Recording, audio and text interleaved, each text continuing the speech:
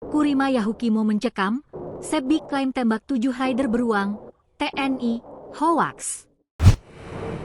Serangan OPM kembali terjadi di Kabupaten Yahukimo, Provinsi Papua Pegunungan. OPM pimpinan Brigjen Elkius Kobak menyerang pos Satgas Yonif 641, BRU dan Koramil Kurima, Yahukimo. Baku tembak mencekam terjadi pada Sabtu, 17 Mei 2025, sekitar pukul 6 WIB dan berlangsung hingga Minggu, 18 Mei 2025. Bahkan hingga Senin, 19 Mei 2025, TNI dan Polri masih siaga. Berdasarkan data yang dihimpun, awalnya terlihat ada 4 orang OPM membawa 2 pucuk senjata api.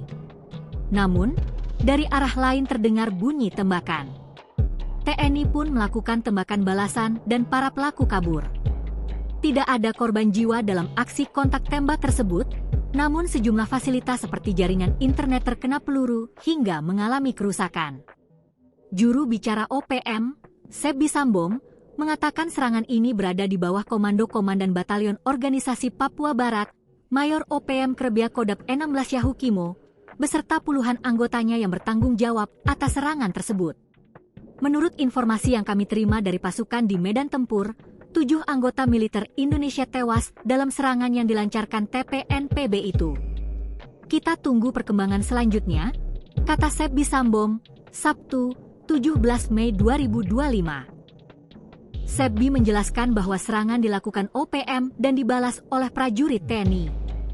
Namun para penyerang, yang berjumlah lebih dari 20 orang, langsung menghindar dan mundur ke medan aman. Ya, ada serangan balasan dari TNI.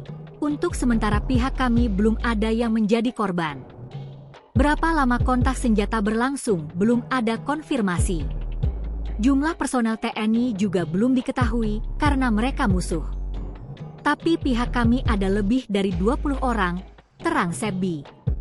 Menanggapi informasi tersebut, pemerintah RI melalui Kapuspen Mabes TNI, Letjen TNI Kristome Sianturi, menegaskan bahwa berita yang bersumber dari corong organisasi Papua Barat tersebut tidak benar alias hoaks. Berita ini hoaks.